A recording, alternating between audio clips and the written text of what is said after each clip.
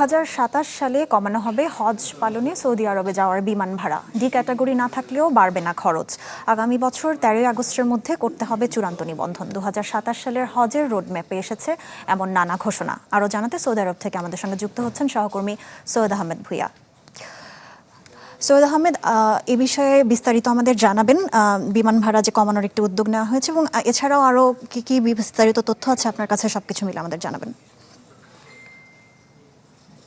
জি, ধন্যবাদ আপনাকে। আপনি যেটি জানিয়েছেন, আসলে দেখেন সৌদি আরবে গতকালকা রাত্রে বিকালে সৌদি সরকারি ভাবে যে আমাদের বাংলাদেশে যে ধর্মমন্ত্রী আছেন, সেই ধর্মমন্ত্রী সৌদি ঊর্ধ্বতম কর্মকর্তাদের সাথে বৈঠক করেছেন। সেই বৈঠকে কিন্তু দুই তিনটি জিনিস কিন্তু খুব স্পষ্ট ভাবে উঠে এসেছে।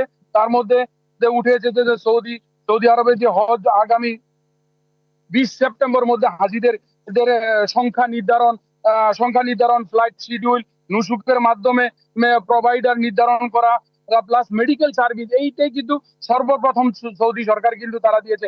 এর মধ্যে কিন্তু মেডিকেল সার্ভিস যারা আছে, যে যাদেরকে কোনো অসুস্থ এবং বয়স্কদেরকে রিডিউস বা তাদের ফিটনেস সম্পর্কে একটি ধারণা নেওয়ার জন্য তাদেরকে কিন্তু বলেছে। পাশাপাশি হাজিদের যে লাগেজে কোনোভাবেই লিকুইড কোনো পদার্থ রাখতে পারবে না। এটা কিন্তু বাংলাদেশ সরকার থেকে যখন তারা কিন্তু লাগেজ বুকিং করছে, তখন থেকে তারা যদি কঠোর না হয় তাহলে কিন্তু আরো সমস্যা হতে পারে, দেশের একটি রিপুটেশন খারাপ হবে। সেই দিক ঢালাইয়ে দৃঢ়তা, নির্মাণে নিশ্চয়তা। প্রিমিয়ার সিমেন্ট, ঢালাইয়ের রাজা। চিন্তা করে তারা কিন্তু জর্দা এবং কোনো লিকুইড পদার্থ বাংলাদেশ থেকে আনতে পারবে না। পাশাপাশি 8 নভেম্বরে কিন্তু দ্বিপাক্ষিক চুক্তি স্বাক্ষর করতে হবে এবং এই চুক্তি স্বাক্ষর যে 8 নভেম্বর হবে, এতে কোনো টাইম পরিবর্তন করা হবে না।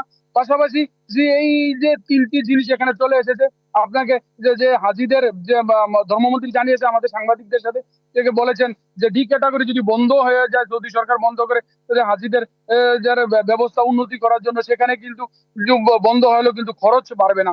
পাশাপাশি বাংলাদেশ ফ্লাইটে যে আপনি যেটি জানিয়েছেন যে হাজিরা আসবে তাদেরকে কোনো ফ্লাইটের টাকা শিডিউল বিপর্যয় হওয়া অথবা বা টাকা বৃদ্ধি করা, এটা কিন্তু করা হবে না এবং বিমানের ভাড়া কমানোর জন্য একটি উদ্যোগ নেওয়া হচ্ছে, সেটি কিন্তু জানিয়েছেন। পাশাপাশি যে সৌদি আরব থেকে যে 26 সালের হজ যারা এসেছে তাদের যে একটি প্রত্যাবর্তন, কোনো শিডিউল বিপর্যয় ছাড়া সুন্দরভাবে তারা যেন যাচ্ছে এবং হজ কাউন্সিলর এবং পাশাপাশি যে হজের যারা সংস্কৃত যারা আছেন তারা যে সুন্দরভাবে যে ব্যবস্থাটি করছে, এইটির জন্য সৌদি সরকারকে কিন্তু বাংলাদেশের ধর্মমন্ত্রী খুবই ধন্যবাদ জানিয়েছেন।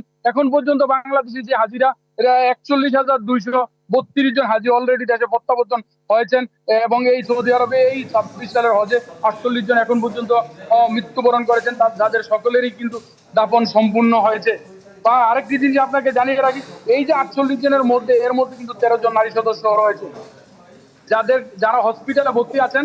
যেটা কিন্তু আগে জানেন যে আগে খুব ক্রমান্বয়ে ছোট হয়ে চলে আসে, যে এখন আজকের তথ্য অনুযায়ী আমার কাছে তথ্য আসছে 13 জন এখন পর্যন্ত ভর্তি আছে। এইটাই ছিল আসলে সর্বশেষ। জি, সৈয়দ আহমেদ ভাই, আপনাকে ধন্যবাদ।